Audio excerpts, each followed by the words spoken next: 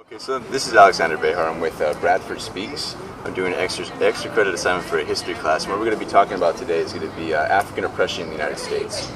So where I'd like to start off is, everyone knows about slavery, everyone knows about the oppression, segregation of black people in America. But what I really want to tap into is Bradford's knowledge of what happened after that fact, because we're taught about slavery, we're taught about chains, and then pretty much we're under this misconception in the United States that it's to an end. That it ended with, you could say elect President Obama. What's racism? So what I wanted to ask you is, if you can go into detail and define new ways that the government in America uses to oppress black people and to keep them down, held down by chains. It's hard to say that really it's the government per se, because I think there are some good people that are in government, right, that are trying to do positive things for people of color, people, minority people, the poor people in general. But it's the system that's the issue. It's a system that was designed around slavery that has never really been overhauled, never really been revolutionized to really change it. I saw a very powerful image the other day that someone posted on Facebook. Actually, it had 3 people that were doing a demonstration at a college somewhere up in the Northeast, right, and it had a picture of a girl with chains, shackles around her neck and her feet. Wow. And it had the years 1814 on it. The second guy had a noose around his neck to represent Jim Crow days, right, and he had 1814 on his chest. This is the year that it's representing. Right. And then you had someone, the third person, where it said 2014, that had an orange incarceration suit on. And I thought that picture spoke so much to what really has happened. We're talking 200 years here. Yeah. So you went from slavery, as we know it, as people have been taught through history, right, to Jim Crow, which was extended slavery, right, laws that were written to keep people, of color, suppressed and oppressed, and then now you have mass incarceration, which is an entirely new issue. Right. That is the new Jim Crow, as Michelle Alexander describes in her book. And that's a great point that you brought up. I'm glad you mentioned that. Moving on to the educational system in America, we were talking once about what an African American child hears growing up. You know what I mean? Because you see this road that's paved inevitably towards incarceration or some form of oppression or control. What does a black child hear when he grows up in the public educational system in this country? What does he hear? Do you learn about the roots from Africa being vibrant? Nah, you know better. You never hear about that kind of stuff. All you hear about is American history, right? All you hear about is, violent history, not as violent as it really was. Right. I mean, when you talk about somebody being whipped with chains and barbed wire, and someone, the skin being ripped off their back, and people being hung in front of crowds of people while they're cheering it on, it's very traumatizing. You can imagine a child watching his father be hung, right, or a mother watching, or a wife watching her husband be hung and be beaten. How dehumiliating that is, dehumanizing that is. So I think that there's been a reverberating trauma that has happened to the black psyche, the African American psyche, that really has never really been healed. It's a healing process. It never really has occurred. Right.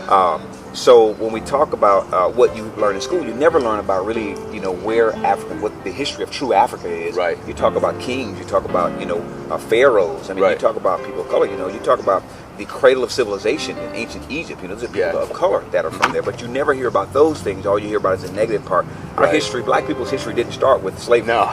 It goes back way, way, way beyond the thousands, tens of thousands of years. There's actually a vibrant culture, a beautiful civilization, very advanced. Much so. And it created a lot of the core systems that we have around mathematics, around archaeology, around cosmology, and all that stuff originated from Egypt. And the Greeks came over, saw a lot of the information, took it back to Europe, and then you saw Europe become the new powerhouse, over the next couple millennia. So pretty interesting. Colonization and oppression of other countries in order to get what they want. Absolutely. That's interesting. And that's the new Western world. So to answer your question, what a black child hears, you don't hear that stuff. You hear, it's a struggle. Right. And you see that it's a struggle. And you hear that you started from chains. It's pretty known that I'm Jewish. And when we're taught about our Jewish history, we don't start with the Holocaust. Right. We don't start like your people, bam, Germany, oppression, murder, extinction. You know what I mean?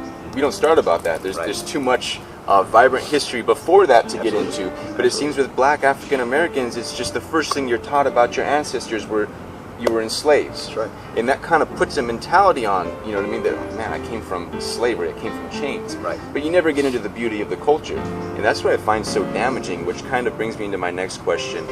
knowing that what we're going through today in America, what do you think the solution is to kind of rise above in terms of education, in terms of equal rights? What do you think would be a good solution to kind of pull ourselves out of this hole that we dug ourselves into?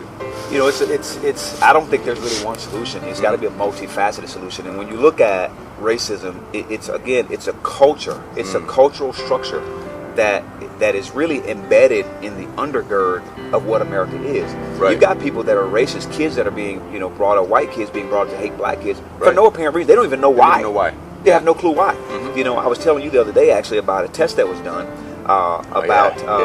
they hooked up these nodes to like 100 white people's brains. Right. And they flashed a picture of a white person.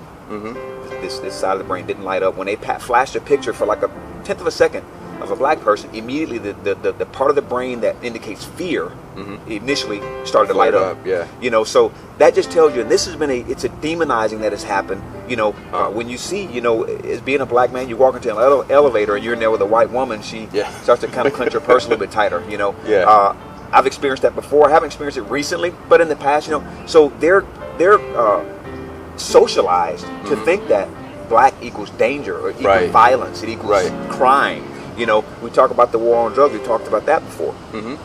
Even though there's proof, scientific proof and evidence and research that shows that black people are no more likely to be involved with illegal drugs, illegal substances, whether selling, using, or anything, more than white people.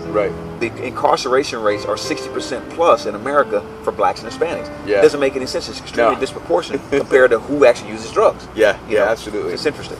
Wow. And what I found really bothering was when I looked into the very origin of drug persecution, where for the government to like incarcerate someone on base of what drugs that they're using. You find that it used to be looked at, if you were a drug addict, you were looked at as you had a problem. People felt sympathy for you, saying, "Man, we got to help this person." Exactly. And then you kind of find a new way that the government used to persecute people based on racial identity, right? So you see a common patterns like black people and crack cocaine, right? You add baking soda to the cocaine, then what does that do to the prison sentence? It's like, what? You're talking about these huge, 30 years? I mean, it used to be even worse. And for what? For adding baking soda to, you're doing something illegal to something illegal. Right. It's ridiculous. And then, but when you start looking at drugs, though, we can talk about this forever, but the whole idea, this whole war on drugs is it's a big topic now that's going on. And I remember being a kid, and seeing the war on drugs sort of start to emerge. I didn't know what it was at the time. But my understanding as being a lover of history is that the war on drugs actually started in the 1970s. I think it was Eisenhower, I want to say, that actually introduced the initial idea of a war on drugs. And then Ronald Reagan was the one who actually put the legislation into place to begin the war on drugs. But there's been CIA agents now that have actually come clean and have actually admitted on record that they actually brought in the cocaine from Nicaragua. Wow. And it's still in the system, huh? I mean, they brought it into. It's a lot of money in that.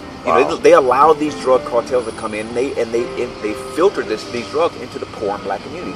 So you're actually creating the addicts to keep the cycle going. Keep the cycle going, keep the oppression going, keep people going through their institution. Because prisons are lucrative business. Absolutely, it's privatized. You got corporations that run these, and large corporations such as Target, Walmart, they actually benefit from the use of this free labor, if you will. So as if you're not doing enough damage by paying your employees $7-8 an hour, you won't raise the minimum wage to $15. Now you're using free labor on top of that, so you're paying them underpaid, and now you're getting free labor from the prison system. It's multifaceted, so that's why I said I can't really. It's not really one solution. It took us hundreds of years to get here where we are, and it's been an ongoing cycle. So to reverse that, you got to think that it's probably going to take a couple hundred years. But it's a reversing of the mentality and the way people see people of color. Education, exactly. It's education. Not a classical books education, but cultural, cultural education. And that's exactly what I subscribe to. I think that there shouldn't be any reason why in elementary school today we have a month of every single culture you can think of. Whether the Jewish culture, that's what America is, right? The Hispanic culture, and the African culture in Africa. You know what I mean? And you subject these children to what the culture really is. Absolutely. And they get to embrace it. So when they see someone of that nature, it's like, oh yeah, we study that culture. I mean, that's really cool. We did Japan Week Absolutely, yeah. So it's 'Cause like they every know culture something has some about really that great culture. things, right? Uh-huh. Every Beautiful culture things. has beautiful things that has beauty in them, and but for whatever reason, and I'm not really sure why, it's been a kind of a mystery to me why black people or African people of African descent, even Africa now, is still under attack. I mean, Africa's never not been under attack. No, because they're a rich country. Very rich in resources, So, and things people that see that and they want to press it and do whatever they can to keep them in a constant state of chaos. Exactly. So they could easily, it's so much easier when they're just absolutely shooting at each other. Absolutely. God forbid they get organized. That's what it'd be nice if we did. I mean, It'd be nice if y'all did. It'd be nice. I mean, this may sound a little controversial, but it'd be nice if all the people of color and poor could get together from around the world. Because when you really look at it, white people are a minority. Very true. On the planet. I mean, you're talking about 10 to 15% of the people on the planet are white. The rest of the planet is color. Yeah. Wow. So if all the color people got together, but the West has done such a great, America did such a great job, and there's a lot of things that they did strategically right. Right. I think I told you about a book that I was reading, The Next 100 Years. One of the things that they've done geopolitically, they're positioned in such a great spot. Oh yeah. It's very unlikely that we'll be attacked by anyone. I mean, what are our neighbors? Canada and Mexico. That's what I'm saying. Exactly. I mean, and we've got over 1,000 military bases strategically placed around the globe. Right. And not just that, but naval domination. Every single ocean. Absolutely. We patrol it, man. So that's huge. Okay, so on a lasting note, if you had a message out there, not just to any African child, but any child in general, growing up in the United States, that wants to kind of rise above these negative stereotypes that we kind of find in our society against certain groups of people, where would be the first step to go? What would your advice be to these to these people growing up, and not just children, but anyone in general that wants to seek enlightenment and break from these negative constraints that we find in our society? Absolutely. I think it's a choice for one to decide that we all share the world together. We share America together. We share the entire planet together. We're all one globe. We're all one nation. We're all one planet of human beings. Right. You have to choose to not look at people and judge them based upon the color of their skin, or as Martin Luther King, so famously said, look at everyone for the content of their character. Just because a person is black doesn't mean that they're more prone to crime or violence than any person that's white, or any other color. It doesn't matter. Look at each person as an individual and know that every individual has good in them. Wow. Also be sensitive to people's social upbringings. Yeah. Because we're that imprint period of age 0 to 7 for any child, it sets a pattern for you for the rest of your life. Right. And until you reach some kind of an intervention somewhere, if you've come up in a society of poor and all you've seen around you is your uncles and your cousins dealing drugs, selling drugs, doing drugs, addicts all around you, you really don't see any way out. Right. So I think that actually the ultimate answer is love. We gotta love each other. Wow. And love covers, as the Bible says, a multitude of sins. Yeah. So I think love is the answer. That's really the only answer we have, and loving and being compassionate to everyone's situation. Yeah, I agree 100%. Well, Bradford, I'd like to thank you for being on the show. Again, this is Bradford Speaks. Where can we get a hold of you if people want to follow you? They want to get. I like this guy. I want more. Follow me anywhere. I am a life architect, if you will. I just want to put that out there. So I help people kind of do transformations for their lives and help live better lives and learn things like love and how to be compassionate to other people.